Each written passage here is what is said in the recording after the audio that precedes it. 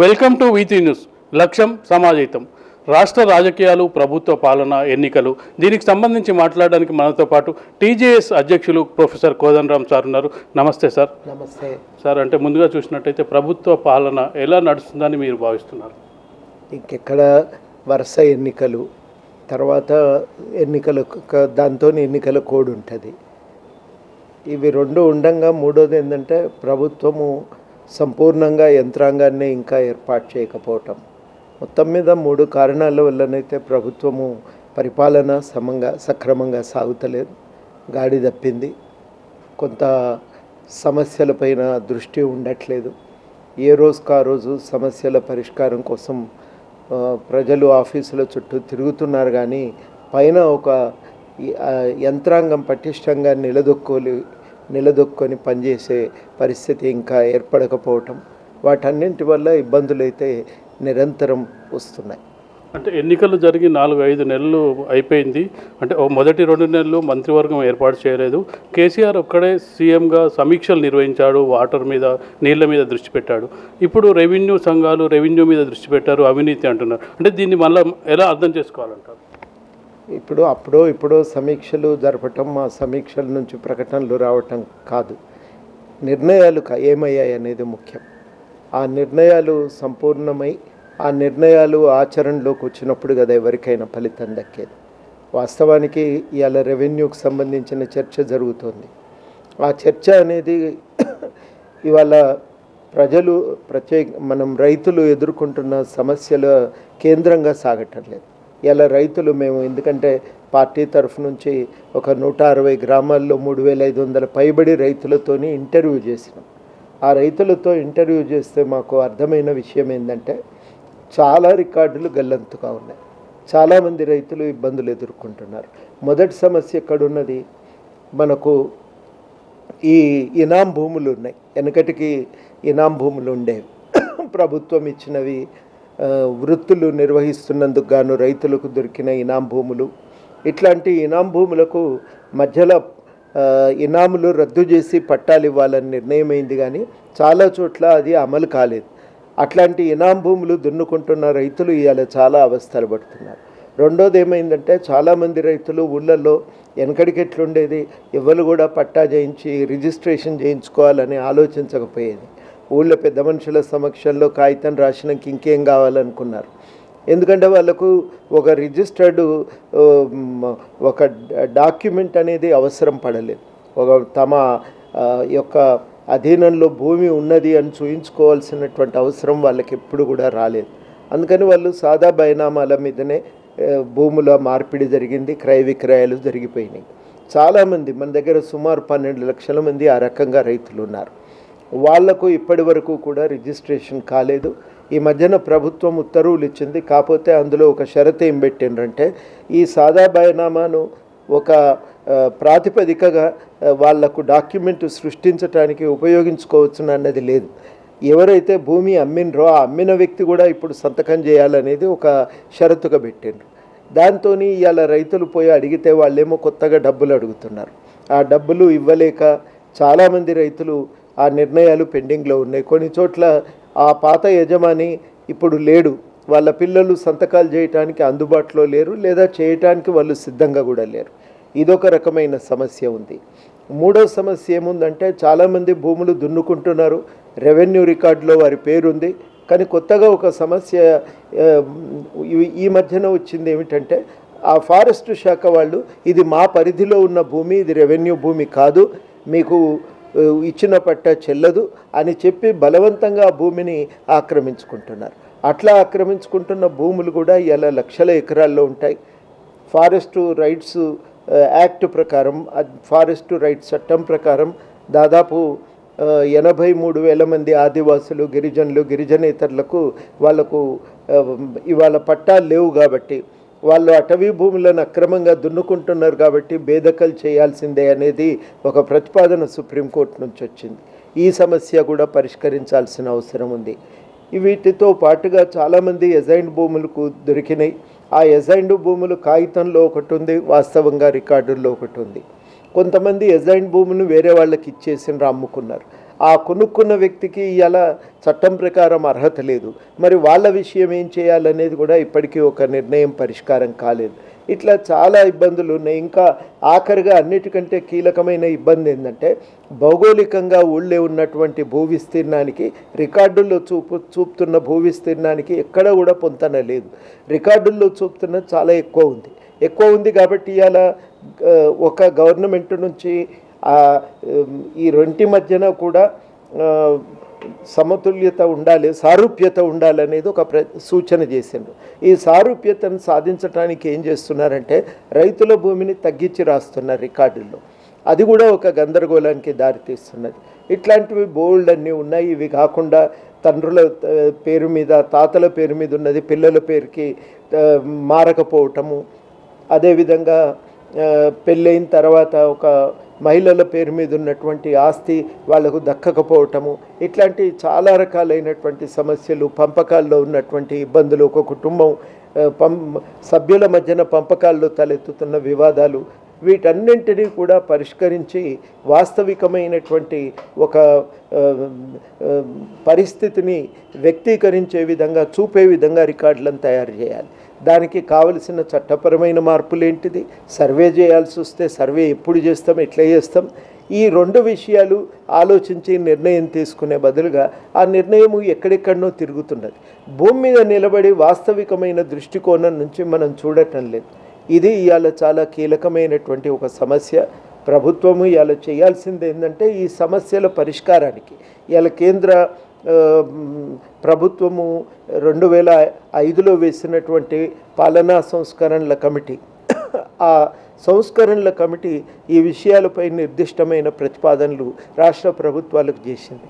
వాళ్ళు ఏం చెప్పిండ్రంటే ముందు సర్వే చేయండి, చట్టాలను సమీక్షించండి, రికార్డులను అన్నింటినీ ఎప్పటికప్పుడు సవరణ చేసి అప్డేట్ చేయండి. ఇవి మీరు చేయాల్సిన కీలకమైనటువంటి సంస్కరణలని. అవి పక్కకు పోయినాయి. ఇవాళ రెవెన్యూ శాఖ ఉండన్నా వద్దా అనే చర్చ ప్రధానమైపోయింది. రెవెన్యూ శాఖ లేకుండా రెవెన్యూ రికార్డుల నిర్వహణ సాధ్యం కాదు. శాఖ ఉండాలి, అందులో ఉన్న ఖాళీలు భర్తీ చేయాలి, కావలసిన సిబ్బందిని నియమించాలి, ఆ శాఖకు ఇతర పనుల భారం లేకుండా జాగ్రత్త పడాలి.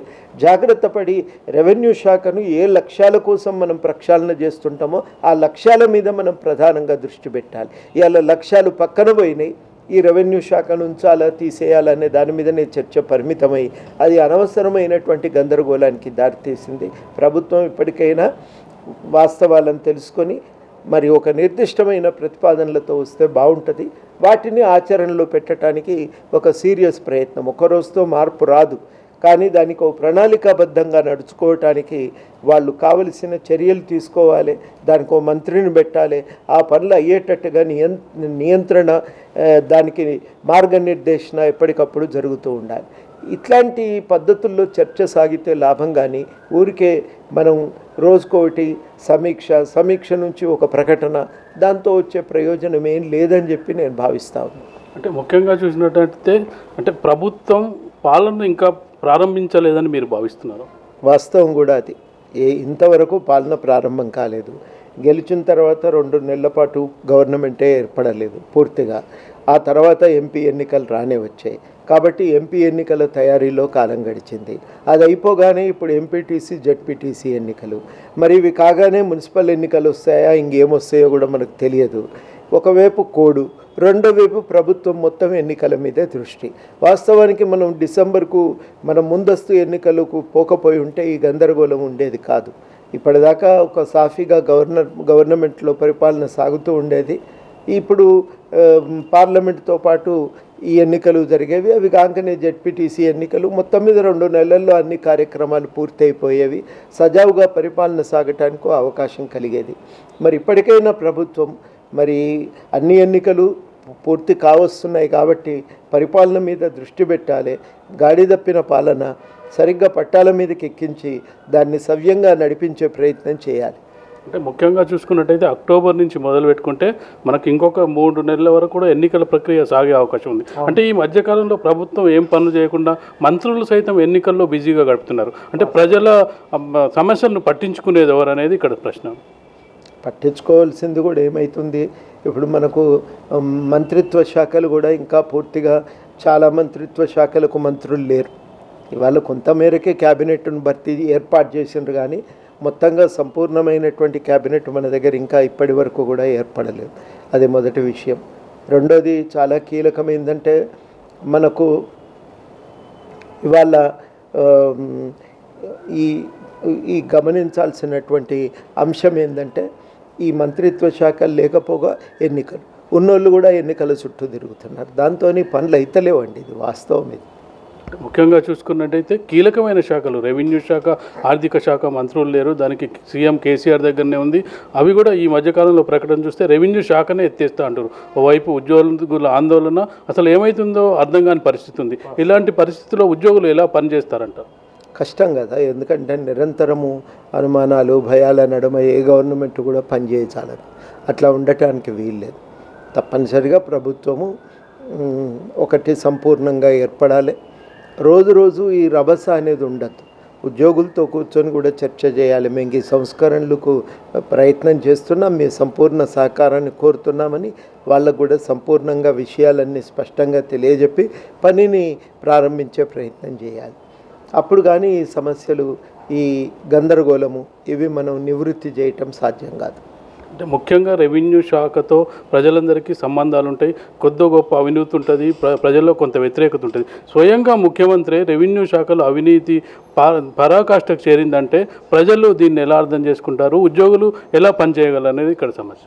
ఇప్పుడు బయట మామూలు ప్రజలు అవినీతి గురించి మాట్లాడవచ్చు, తప్పులేదు. దానికి ఆ అవినీతిని రూపుమాపాలని గవర్నమెంట్ మీద కూడా ఒత్తిడి పెట్టవచ్చు, వాళ్ళకి అధికారం కూడా ఉంటుంది. కానీ స్వయంగా ఒక ముఖ్యమంత్రి గారు అవినీతి గురించి మాట్లాడుతున్నప్పుడు వారు ఒక విషయాన్ని గమనించాలి. ఆ మాట, ఆ ప్రకటన వారిపైన ఒక బాధ్యతను ఉంచుతుంది. ఏం బాధ్యత ఉంచుతుంది? ఆ అవినీతిని గుర్తించిండ్రు ముఖ్యమంత్రి గారు అంటేనే దాని అర్థం పరిష్కారం కూడా చూపుతారనే కదా. దాన్ని పూర్తిగా లేకుండా చేయటానికి, అవినీతిని లేకుండా సంపూర్ణంగా దాన్ని తొలగించటానికి వారు ఒక చర్య తీసుకుంటారనేది మనకు ఎలా అట్లనే అర్థం చేసుకుంటారు ప్రజలు. కానీ అన్నీ మాట్లాడినాక అందరి లెక్క ముఖ్యమంత్రి గారు కూడా ఏం చేయకుండా వదిలేస్తే మాత్రం కుదరదు. తప్పనిసరిగా అవినీతి లేకుండా ఉండటానికి ఏం చేయాలో ఆలోచించాలి. ఆ విషయంలో కూడా కేంద్ర పాలనా సంస్కరణల కమిషను చాలా స్పష్టమైన సూచనలు చేసింది. ఏం చర్యలు తీసుకోవాలి, ఎట్లాంటి కొత్త చట్టాలు అవసరం ఉన్నాయి, ఎట్లాంటి యంత్రాంగాన్ని నిర్మించాలి అనేది వాళ్ళు సూచన చేసిండ్రు. వీటిని చూడాలి. అవసరమైతే ఈడో కమిషన్ వేసి ఆ సమస్య స్వరూప దాని ఎంత తీవ్రంగా ఉందో అర్థం చేసుకొని పూర్తిగా అట్లాంటి సమస్యను మరి లేకుండా చేయటానికి మనం ఏం చేస్తే బాగుంటుంది పాలనా రంగంలో అనేది మనం ఆలోచించాలి. ఇది నా దృష్టిలో చాలా కీలకమైంది. అంటే ముఖ్యంగా రెవెన్యూ శాఖ రద్దుతో ఇవన్నీ సమస్యలు పరిష్కారం అవుతా ఉంటారు. కావు, రెవెన్యూ శాఖ రద్దుతోని సమస్యలు ఎట్లయితే అండి, సమస్యకు ఇప్పుడు ఇంట్లో నల్లులు ఉన్నాయని ఇల్లు తగలబెట్టుకున్నట్టు అవుతుంది. గట్టట్లా చేస్తాం, చేయటానికి లేదు. రెవెన్యూ శాఖ కావాలి, సరిగ్గా పనిచేయాలి. ఇదే అందరూ కోరుకుంటున్నారు. అంటే ముఖ్యంగా మార్పులు తీసుకోవాల్సిన బాధ్యత ప్రభుత్వాన్ని స్వయంగా. అంటే ముఖ్యమంత్రి అవినీతిని గుర్తించిండు, దాన్ని పారదోలాల్సిన అవసరం కూడా ముఖ్యమంత్రి బాధ్యతనే. దాన్ని ముందుకు తీసుకెళ్లాలంటే ఆయన ఏం చేయాలంటారు? అంటే మీరు ఇచ్చే సూచనలు ఏంటి? మీరు అన్నది కరెక్ట్, బాధ్యత ఆయన మీద ఉంది. దానికి చాలా చేయటానికి అవకాశం ఉంది. అవినీతిని నిర్మూలించటానికి మొట్టమొదటిగా జరగవలసింది ఏంటంటే కొత్తగా చట్టాలు తేవాలి. ఇప్పుడున్న అవినీతి నిర్మూలన చట్టాలు అనేవి పనికిరావు. రెండోది ప్రజల భాగస్వామ్యాన్ని పెంచాలి. మూడోది చాలా ముఖ్యమైన విషయం ఏంటంటే మనకు ఈ పౌర సేవల చట్టం అనేది చాలా కేంద్రం కానీ ఇటు రాష్ట్రాల్లో చాలా సంఘాలు కానీ పార్టీలు కానీ ప్రతిపాదిస్తున్నాయి. ఏ వ్యక్తి అయినా ఒక ఆఫీస్కు పోతే ఎన్ని రోజుల్లో పని ఆయనకు చేయవలసి ఉంటుంది, బాధ్యత ప్రభుత్వానికి ఏమిటి, పౌరుల బాధ్యత ఏంటి అనేది ఆ చట్టంనే స్పష్టంగా తెలియజెప్తుంది. తెలియజెప్పిన దాని ప్రకారం పోయినాక అన్ని రోజుల లోపల పని కావాలి. కాకపోతే న్యాయం పొందటానికి వాళ్ళకు కూడా అక్కడ వేరే ఏదన్నా ఏర్పాటు ఉండాలి. మరి నేను అప్లై చేసిన చట్టం ప్రకారం నాకు ఇన్ని రోజుల్లో రావాలి కానీ కాలేదు, అప్పుడేం చేయాలి? చట్టంలో ఒట్టిగా హక్కులు తెలియజెప్పి హక్కులు అమలు కానప్పుడు, అధికారాన్ని ఎవరు గౌరవించినప్పుడు న్యాయం పొందటానికి కావలసిన ఏర్పాట్లు చేయకపోతే ఓ ఆఫీసర్ నన్ను పెట్టాలి, ఈయనకు మీరు కంప్లైంట్ చేయవచ్చు, ఆయన మీకు న్యాయం చేస్తాడనేది. అక్కడ కాకపోతే ఇగో పైన జిల్లా స్థాయిలో ఈ అధికారిని కలవండి అని ఒక స్పష్టంగా ఆ బాధ్యత, దాన్ని అమలు చేయించే బాధ్యత ఒక వ్యక్తి మీదనో సంస్థ మీదనో అధికారి మీదనో పెడితే తప్ప న్యాయం జరగదు. అది కూడా చేయవలసిన అవసరం ఉంది. రాజకీయ నాయకత్వము అన్నిటికంటే మించి రాజకీయ నాయకత్వం అనేది స్వచ్ఛంగా ఉంటే, అవినీతిని దూరంగా ఉంటే కింద ఉన్న ఉద్యోగులు కూడా అవినీతిని సంపూర్ణంగా తిరస్కరిస్తారు. నాయకత్వమే ఉన్నటువంటి చాలామంది రాజకీయ నాయకులు, అందరిని నేను అన్నాను కానీ చాలామంది రాజకీయ నాయకులే తిమింగిలాల వల్లే తింటూ ఉంటే కింద అధికారి మాత్రం ఎందుకు ఊరుకుంటాడండి? ఆయన వసూలు చేసుకోవటానికి తప్పుడు పనులు కింద ఆయనతో చేయించి కింద ఆయనకు గుడిని డబ్బులు ఇప్పించాయి, ఆయన కింద ఆయనకు డబ్బులు వాటా ఇప్పించాయి. ఇట్లా అవినీతి అనేది రాజకీయ నాయకత్వంతోనే చాలాసార్లు ప్రారంభమవుతుంటుంది. ఆ రాజకీయ నాయకత్వాన్ని ముందుగా ప్రక్షాళన చేయాలి. వాళ్ళు తప్పు చేసినప్పుడు కఠినంగా శిక్షించడానికి లోకాయుక్త, లోక్పాల్ లాంటి సంస్థలను కర్ణాటకలో ఉన్నాయి పటిష్టంగా. అట్లాంటి వాటిని అన్నా హజారే డిమాండ్ చేస్తున్నాడు. అట్లాంటి వాటిని మనం రాష్ట్రంలో కూడా ఏర్పాటు చేయాలి. లోకాయుక్త మన దగ్గర పోయింది, దాంట్లో ఎవరు లేరు, నింపటం లేదు. మనం న్యాయం కోసం మానవ హక్కుల కమిషన్కు వెళ్తారు, దాంట్లో సభ్యులే లేరు.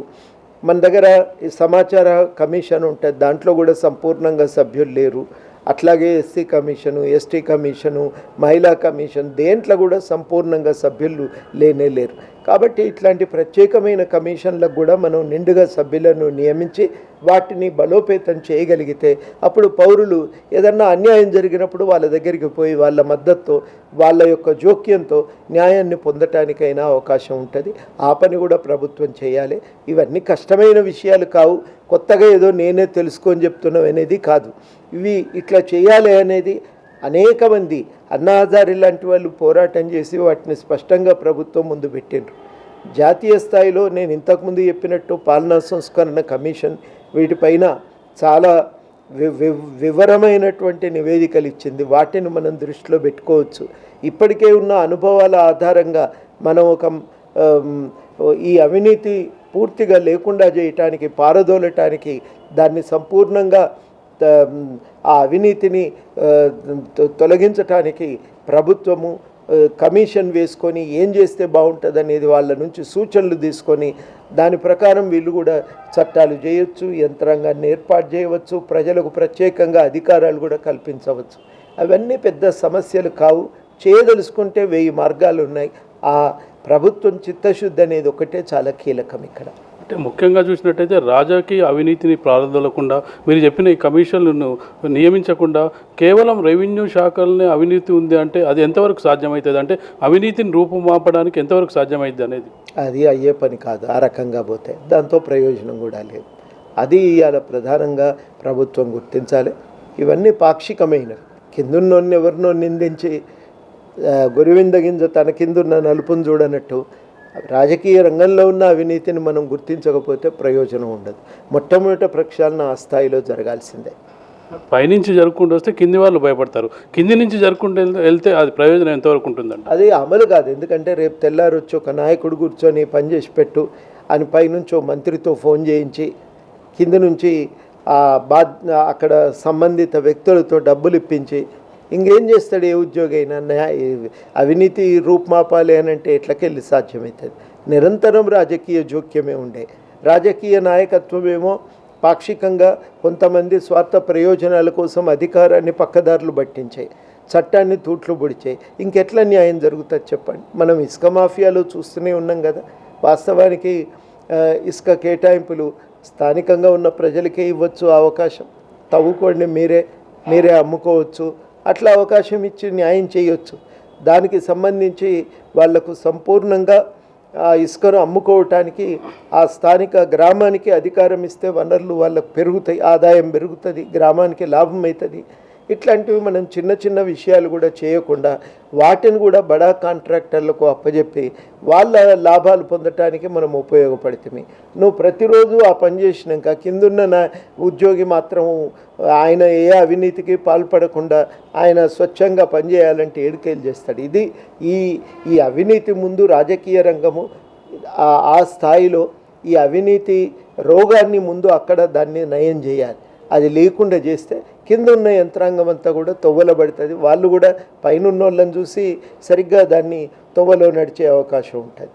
అట్లా పైన ముందు ప్రక్షాళన జరగాలనేది నేను గట్టిగా అభిప్రాయపడుతున్నాను. అంటే కేసీఆర్ ఎప్పుడు చెప్పే మాట ఒకటి గుణాత్మక మార్పు అంటాడు. గుణాత్మక మార్పు ఎక్కడి నుంచి స్టార్ట్ చేయాలి, ఎక్కడ ఎండ్ చేయాలనేది ఆయన ఒక క్లారిటీతో ఉన్నాడంటారు మీరు?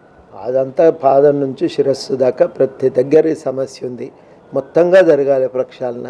నేను ఒక్క భాగంలోనే ఉంది, మిగతా అంతా బాగుందని కాదు, మొత్తంగా శరీరానికి కుళ్ళిపోతున్నది. నేను ఒక ఏలికే మందేస్తానంటే నడుస్తుంది అన్నడవదు. మొత్తంగా యంత్రాంగం శరీరం అంతా బాగుపడాలి. అది ఇలా దృష్టి పెట్టాల్సిన అవసరం. అంటే ఇంత జరిగిన రెవెన్యూ సంఘాల అధికారులతో కానీ రెవెన్యూ అధికారులతో కానీ ఇప్పటివరకు కేసీఆర్ మాట్లాడలేదు. మేము ఈ సంస్కరణలు చేద్దాం అనుకుంటున్నాం, మీరు సహకరించండి అని చెప్పలేదు. ఆయన చెప్పింది ఏంటంటే స్ట్రైక్ చేస్తారు, ప్రజలు నా వెంట ఉండారని ముందే హెచ్చరిక చేశారు. కానీ అధికారులతో వాళ్ళతో మాట్లాడలేదు. దీన్ని మనం ఎలా అర్థం చేసుకోవాలి? సంస్కరణలు అనేవి వచ్చినప్పుడు ఉద్యోగస్వామ్యం కూడా భాగస్వాములు కావాలి. వాళ్ళని కూడా మనము పరిగణలోనికి తీసుకోవాలి. ఎందుకంటే అంతిమంగా దాన్ని అమలు చేసేది వాళ్ళే కాబట్టి వాళ్ళకు కూడా నచ్చజెప్పి వాళ్ళ దృష్టికోణం నుంచి మనం ఈ మొత్తం మార్పులు తీసుకొస్తే, వాళ్ళ దృష్టికోణం అంటే వాళ్ళ అవసరార్థం చేయాల్సిన అవసరం లేదు. ఉన్న ఇబ్బందులు ఏంటి, సమస్యలు ఏంటి అనేది దృష్టిలో పెట్టుకొని చేస్తే ఇబ్బంది ఉండదు. ఇప్పుడు నిజంగా న్యాయంగా చేస్తే తెల్లారే ట్రాన్స్ఫర్ చేసారు. ఎంతమంది ఆఫీసర్లు ట్రాన్స్ఫర్ కాలేదు, వదులుకొని ఢిల్లీ పోయిన వాళ్ళు లేరా? కాబట్టి అట్లా మీరు న్యాయంగా ఉంటే మీకేమి ఇబ్బంది రాదు. మీకు కావలిస్తే దానికోసం ప్రత్యేకంగా పారితోషికం ఉంటుంది, దానికోసం కావలసిన బహుమానం ఒకటి ఉంటుంది అని అంటే అప్పుడు ఉత్సాహంగా చేస్తారు. అట్లా ఇది సంపూర్ణంగా జరగవలసినటువంటి ఒక మార్పును మొత్తంగా దానికి జరుగుతున్నటువంటి సమస్యకు ఎవరినో ఒకరిని బాధ్యత చేసి వాళ్ళ మీదకి వెళ్ళి మొత్తంగా మనం అన్ని పాపాలను వాళ్లకు బాధ్యులను చేసి చూపించటం మంచిది కాదు. అది ఆ సంప్రదాయమే మంచిది కాదు. అది ఏమవుతుందంటే మొత్తంగా ప్రభుత్వ యంత్రాంగం యొక్క మనోస్థైర్యం దెబ్బతింటుంది, కుప్పగూలిపోతుంది. అట్లా కాకుండా మొత్తంగా ప్రభుత్వ యంత్రాంగం అనే దాంట్లో ఉన్న సమస్యలను సమగ్రంగా పరిశీలించి సమగ్రంగా పరిష్కరించడానికి పైనుంచి ఆ మార్పులను తీసుకురావడానికి ప్రయత్నం మొదలు పెడితే అప్పుడు అందరూ దాంట్లో భాగం చేసుకొని పోగలిగితే, అందరి సహకారంతో వాటిని లోతుగా ఆ మార్పులను తీసుకురాగలిగితే ప్రయోజనం ఉంటుంది. అంటే ముఖ్యంగా చూసుకున్నట్టయితే ఎన్నికలు జరిగి 4 నెలలు అయిందంటే ప్రభుత్వం మీద చాలా సానుకూలత ఉండాలి నిజం చెప్పాలంటే. కానీ రైతులు ఆందోళనతో నిజామాబాద్లో నామినేషన్లు వేశారు. ఎమ్మెల్సీ ఎన్నికల్లో అధికార పార్టీ అభ్యర్థులు ఓడిపారు. అంటే ఈ 3 నెలల కాలంలో ఇంత వ్యతిరేకత ఎలా ఉందంటారు ప్రభుత్వానికి? వ్యతిరేకత ముందు నుంచి కూడా ఉన్నది. ప్రభుత్వము ఎన్నికల్లో గెలిచిన మాట వాస్తవమే, కానీ రాజకీయంగా గెలుపు మాత్రం సాధించలేకపోయింది. తేడా ఏంది అని అనుమానం రావచ్చు. రాజకీయంగా గెలుపు అంటే రాజకీయంగా ఒక పార్టీకి బలపడింది అంటే దాని అర్థమైంది ఇటు ప్రజల్లోనూ అటు పాలనా యంత్రాంగం పైన కానీ వాళ్లకు సంపూర్ణంగా ఒక ఆమోదం దొరికినట్టు లెక్క. అట్లాంటి ఆమోదం అనేది దొరకలేదు. రకరకాల కారణాల చేత ప్రజలు ఓట్లు వేస్తారు, పార్టీలు గెలుస్తుంటాయి. గెలిచినవన్నీ సరిగ్గా ఉన్నట్టే కాదు, వాటిలో లోపాలు ఉండవచ్చు కాక, కానీ కొన్ని ప్రత్యేక పరిస్థితుల్లో ఒక పార్టీకే మొగ్గు చూపి ఓటు వేయవచ్చు. దాని అర్థం ఆ పార్టీ అన్ని రకాలుగా కరెక్ట్ ఉందని కాదు. కాబట్టి రాజకీయంగా గెలవటం అంటే రాజకీయంగా ఆ పార్టీ ఒక పట్టును సాధించటం అనేది చాలా కీలకమవుతుంది. అట్లాంటి పట్టు సాధించలేకపోతే ఏ పార్టీ అయినా కానీ ఇబ్బందులు ఎదుర్కోవాల్సి వస్తుంది. ఇవాళ తెలంగాణ రాష్ట్ర సమితి నా దృష్టిలోనైతే ఎన్నికల్లో గెలిచింది, కానీ రాజకీయంగా బలహీనపడింది. విచ్చలవిడిగా అన్ని పార్టీల నుంచి నాయకులను తీసుకోవటం, దానివల్ల ఏమైపోయిందంటే ప్రజల్లో ఒక విశ్వాసం పోయింది. ఎన్ని సీట్లు గెలిచి మళ్ళా ఎందుకు ఈ ఫిరాయింపులు అనేది ఎవరికి కూడా అర్థం కాని పరిస్థితి. ఈ అపనమ్మకం వల్ల, ఈ ఫిరాయింపుల వల్ల ఒక పార్టీ పట్ల ఒక వ్యతిరేకత, ఒక రకమైనటువంటి ఈసడింపును ప్రజలు వ్యక్తం చేస్తూ ఉన్నారు. అది ఒక ఇబ్బంది అయితే, రెండోది ఉన్నంతలో 4-5 నెలలు ఏమీ కాకపాయ అనేది ఒక అభిప్రాయము ఉంది. అన్నీ సరే, కానీ ఈ రకంగా మొత్తంగా ఒక గుత్తాధిపత్యాన్ని సాధించాలి ప్రభుత్వం పైన, రాష్ట్రం పైన అనే ప్రయత్నం మంచిదేనా అనే ఒక ఆలోచన కూడా ప్రజల్లో మొదలైంది.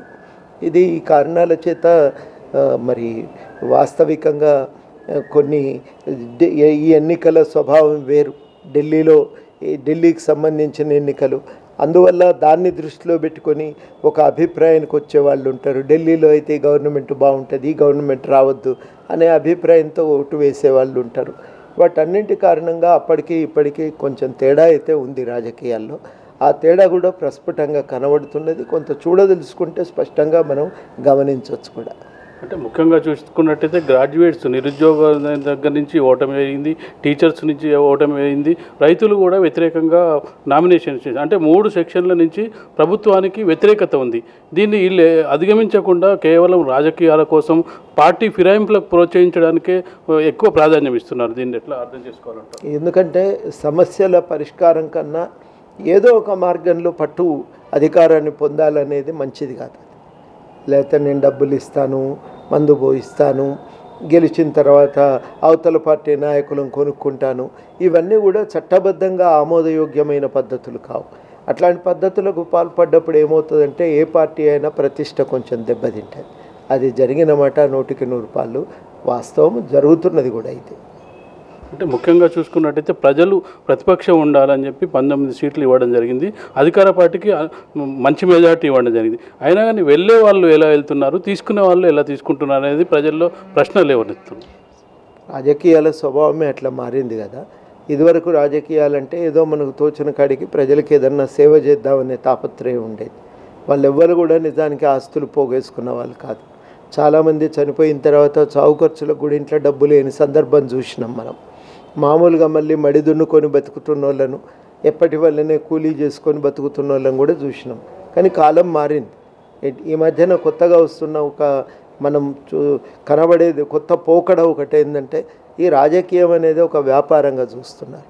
అధికారం ఉంటే చాలు కాంట్రాక్టులు దొరుకుతాయి, ఇసుక పర్మిట్లు తెచ్చుకోవచ్చు, లేకపోతే ఏడన్నా భూముల దందాలు చేయొచ్చు అనే ఆలోచనతోని అధికారంలోకి వస్తున్నారు. అందువల్ల ఏంటంటే ఆ లాభాలను దృష్టిలో పెట్టుకొని విపరీతంగా పైసలు ఖర్చు పెడుతున్నారు. ఇట్లా మనకు ఈ రకంగా ఒక అక్రమమైనటువంటి పోకడల్లో అదేమవుతుందంటే ఏ పార్టీ అయితే ఉంది మనకి పనులు నా కోసమే అధికారం అనుకున్నాక, ప్రజల కోసం కాదు నా కోసమే అధికారం అనుకున్నాక ఇక ఈడుంటేంది ఆడుంటేంది, నా పని ముఖ్యంగానే ప్రజలకు ఎట్లయితే లాభం అవుతుందనే ఆలోచనే లేకపోయినప్పుడు ఏడుంటేంది అనేది వస్తుంది. అట్లనే జరుగుతున్నది. అధికారం ఇటుంటే ఆ వరద అంతా కట్టదిగి బయట నీళ్లు పడ్డట్టు వాళ్ళంతా మళ్ళీ ఇటు వస్తారు. ఇటు అధికారం ఉంటే అటు పోతారు. మనం చూడలేదా కాంగ్రెస్కి అధికారం ఉన్నప్పుడు వాళ్ళు ఇదే పద్ధతి చేశారు. అప్పుడు మేము మొత్తుకున్నాం ఇది మంచిది కాదండి, రేపు మీరు ప్రతిపక్షంలో ఉండాల్సి వస్తే ఇబ్బందులు ఎదుర్కొంటారని. ఆ రోజు టీఆర్ఎస్ బాధపడ్డది, అరిచింది, మొత్తుకున్నది. ఇట్లా ఫిరాయింపులకు పాల్పడ్డటువంటి వాళ్ళందరినీ చింతగట్టి చీరాలే అని కూడా అన్నారు ఆ రోజు. కానీ ఇవాళ ఏమవుతున్నదంటే మళ్ళీ ఇదే, అప్పుడు కాంగ్రెస్ ఏం డైలాగులు చెప్పిందో ఇప్పుడు వీళ్ళు అవే డైలాగులు చెప్తున్నారు. అప్పుడు టీఆర్ఎస్ నోట్ల నుంచి వచ్చిన మాటలు ఇవాళ కాంగ్రెస్ నాయకుల నోట్లో నుంచి వస్తున్నాయి. ఎక్కడో ఒకడ మనం ఈ పద్ధతులను సంపూర్ణంగా తిరస్కరిద్దామని ఆ రోజు వాళ్ళు అనుకున్నా, గట్టిగా అధికారంలోకి వచ్చినాక ఒక సంకల్పంతో వీళ్ళు పనిచేసిన ఈ సమస్య అనేది రాదు. గెలిచినోడికేమో స్వార్థం తప్ప ఇంకోటి లేకనే పాయే. దానివల్ల ఈ సమస్యలన్నీ తలెత్తుతున్నాయి. అందువల్ల వాళ్ళకి ఈ పార్టీకి ఆ పార్టీకి మధ్య తేడా ఏం కనబడతలేదు. ఈడున్న స్వార్థమే, ఆడున్న స్వార్థమే. అయ్యో ఈ సిద్ధాంతాన్ని నేను వదులుకొని ఆ సిద్ధాంతానికి ఎట్లా వదును అనేది కాదు కదా. ఎనకడికంటే వాళ్ళు పార్టీకి వచ్చిందంటే ఒక నమ్మకంతో, ఒక సిద్ధాంతంతో ఓ పార్టీకి పోయేది. ఆ సిద్ధాంతం పట్ల పట్టుదల ఉన్నంత, ఒక నిబద్ధత, దాని పట్ల పట్టింపు ఉన్నంత కాలం ఆ సిద్ధాంతం ప్రకారమే నడుచుకోవాలని తాపత్రయపడ్డన్ని రోజులు వాళ్ళు పార్టీని వదిలిపెట్టలే. తల్లితో సమానం, నేను దీన్ని వదిలి నేను ఎట్లా పోతా, గెలిస్తే గెలుస్తుంది, ఓడితే ఓడుతుంది, కానీ నా పార్టీలు నేను ఉంటా, నా సిద్ధాంతం ప్రకారం నేను పనిచేస్తా అనుకున్నారు. అది లేదు ఇక, అది లేదు. కాబట్టి వాళ్ళకే ఉంది గదే స్వార్థం. మరి ఈడుండే బదులు ఈ ప్లాట్లది నాది రెగ్యులరైజేషన్కు ఈ గవర్నమెంట్ నాకు సహకరించదు, ప్రతిపక్షంలో ఉంటే అనుకుంటే అధికార పక్షంలోకి పోతున్నారు. పేపర్లో వార్తలు చూస్తూనే ఉన్నాం కదా ఎట్లా భూములు రెగ్యులరైజ్ చేస్తున్నారు, అది ఉన్న పార్టీని వదిలి అధికార పార్టీలోకి పోతే అనేది చూస్తూనే ఉన్నాం. ఇగో ఇంత చిన్న చిన్న అవసరాల కోసమే వాళ్ళు నిర్ణయాలు తీసుకుంటున్నారు తప్ప ప్రజల కోసం మాత్రమే ఎట్టి నిర్ణయాలు జరగటం లేదనేది గమనించాలి. అంటే ముఖ్యంగా చూసుకున్నట్టయితే టీఆర్ఎస్ పార్టీ చెప్పేది ఏంటంటే మా అభివృద్ధిని చూసి వస్తున్నారని వాళ్ళు, మేము అభివృద్ధి కోసమే పోతున్నామని వీళ్ళు. అంటే పరస్పరం చెప్పుకుంటున్నారు కానీ ప్రజలకు ఎవరు సమాధానం చెప్పట్లేదు. ప్రజలకు సమాధానం చెప్పాల్సిన బాధ్యత అధికార పార్టీదా, గెలిచిన ఎమ్మెల్యేదంట. ఇప్పుడు రేపు అధికార పార్టీ బలహీనపడితే మా సొంత ఇంటికే పోతున్నాం, సొంత ఇంటికి వచ్చినట్టుంది అని అంటారు. ఎన్నిసార్లు చూడలేదండి హోమ్ కమింగ్, వాళ్ళు ఇంగ్లీష్లో వాడిన మాట. మా ఇంటికి మేము పోతున్నామండి, ఇలా కొత్త ఉంది, ఇదివరకు ఉన్నాం, ఇప్పుడు ఏదో దారి తప్పిపోతే మళ్ళీ వెనకకు వస్తున్నాం అని అంటారు. అది కూడా మనం చూస్తాం, ఎక్కువ దూరం ఏం లేదు. ఇది ఎట్లా చూస్తున్నామో ఎట్లా వింటున్నామో అప్పుడు అవి కూడా చూస్తామో అట్లా అవి కూడా వింటాం. ఆ డైలాగులు కూడా రాసి పెట్టుకోండి మీరు. ఇవన్నీ కొత్తగా చెప్తున్న విషయాలు ఏం కావు. అప్పుడు కూడా ఇట్లే అన్నారు. ఎందుకు పోతున్నారండి టీఆర్ఎస్ను వదిలి రాజశేఖర రెడ్డి గారి కాంగ్రెస్లోకి, నేతృత్వంలోని కాంగ్రెస్లోకి అంటే అక్కడ చాలా అభివృద్ధి జరుగుతుంది, తెలంగాణకి ఇంతకంటే ఏం కావాలి, ప్రత్యేక రాష్ట్రంగా ఆపైన అభివృద్ధి అయితే కావాలి కదా అని చెప్పిపోయిన వాళ్ళే ఇవాళ అటు నుంచి ఇటు వచ్చిన వాళ్ళు. అప్పుడు అటు పోయి తెలంగాణ ఉద్యమాన్ని తిట్టిన వాళ్ళే ఇప్పుడు అటు నుంచి ఇటు మళ్ళీ అభివృద్ధిని చూస్తున్నాం అని చెప్పి మళ్ళీ ఇటు వస్తున్నారు. దీనికి అధికారం దగ్గరికి పోవాలనేదే కదా తప్ప కానీ అభివృద్ధి కోసం పోతున్న వాళ్ళు కాదండి వీళ్ళు. ముఖ్యంగా చూసుకుంటే ఇది ప్రజాస్వామ్యానికి దెబ్బ కదా. అంటే ఓటేసే వాళ్ళు వేయాల్సిన అవసరం ఏముంది, వాడు గెలిచిన తర్వాత ఏ పార్టీకి వెళ్తాడో తెలియని పరిస్థితిలో వేయాలన్న వద్దనే ఆలోచనలో ఉంటారు కదా. ఉంటుంది మరి. ప్రజాస్వామ్యం బలహీనపడదు. ఒక్క ప్రజాస్వామ్యమే కాదు, నువ్వు రాజ్యాంగం మీద, ఓ ప్రభుత్వం మీద నమ్మకం కోల్పోరు ప్రజలు. అది ఎంత ప్రమాదం దీర్ఘకాలికంగా. నమ్మకం కోల్పోయినాక వీళ్ళతో ఏదేందా అనుకొని వెనుకకు తిరిగిన రోజు ఏం కావాలి ఈ పాలనా ప్రభుత్వాలు? ఎవరికి మాకు నమ్మకం ఉన్నంత వరకే కదా ఏ ప్రభుత్వం అయినా పనిచేసేది. ప్రజలకే నమ్మకం పోతే ఎంత బలవంతులు అనుకున్న వాళ్ళు తెలంగాణ అంగీకరించిన రోజులు పెత్తనం చేసినారు. తెలంగాణ వాళ్ళు మీరు వద్దా మాకు, మా నాయకత్వం మాకు కావాలి అని వెనుకకు తిరిగిన రోజు వాళ్ళు నడిచిందా? ఇక్కడ తిరగలేకపోయినరు, ఇక్కడ నడపలేకపోయినరు పార్టీ కార్యకలాపాలను. ఎంత బలవంతులైతే ఏముంది. రేపైనా అంతే.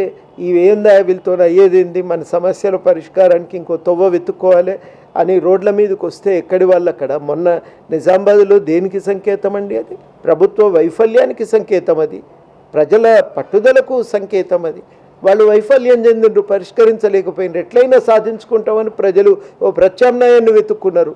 నువ్వు అడ్డం పెడితే మా తొవ్వకి ఇది అని గీసుకున్నారు, తొవ్వెంబడి బయలుదేరిండ్రు, పోయినరు. వెతుక్కుంటారు తొవ్వ. అది జరగబోతున్నది. ఇవాళ నిజామాబాద్ ఎన్నిక ఏ రకమైన సమస్యలకు తీసుకొచ్చిందో రేపు చాలా రంగాలలో ఇదే రకమైన సమస్యలు మనం చూడబోతున్నాం. అట్లాంటి పరిస్థితే కనుక వస్తే ప్రభుత్వం పరిపాలన చేయటం కూడా చాలా కష్టమవుతుంది. ప్రజల్లో ఆమోదం పోయినాక, నమ్మకం పోయినాక, ఇక మీతో కాదు అని వాళ్ళు ఒక సంకల్పానికి వచ్చి తమ తోవలో తాము వెళ్ళటం మొదలుపెట్టినాక కష్టం కాదు. అది మనోళ్ళు ఎక్కడ ఆలోచిస్తారండి? ఇవాళ నా ఇల్లు నిండిందా లేదా అనే ఆలోచన కానీ రాష్ట్రంకి ఏమవుతుంది అనే ఆలోచన ఎక్కడిది? వెనకడికి ఉండే ఆ నాయకులకి ఇంత ఈ స్వార్థం ఈ స్థాయిలో మనకు రాజకీయాల్లో లేదు. ఏదో పార్టీని నడవటానికి ఏదో కిందో మీదో ప్రయత్నం చేసిండ్రు కానీ వాళ్ళెవరు కూడా ఈ రకంగా సొంతంగా ఆస్తుల కోసం, సొంతంగా కుటుంబం కోసం బతికిన వాళ్ళు కాదు. కానని రోజులు రాజకీయాలు ఇంకో రకంగా నడిచినాయి. ఇది 90ల దాకా నడిచింది. 90ల నుంచి వస్తున్న దిగజారుడు ఇది పతనానికి వచ్చింది. ఇవాళ ముఖ్యంగా చూసుకున్నట్టయితే ప్రజలు కరెక్ట్గానే ఆలోచిస్తున్నారు ప్రతిపక్షాన్ని ఉంచాలని, కానీ ప్రభుత్వమే ప్రతిపక్షం లేకుండా చేయాలని చూస్తుంది కదా.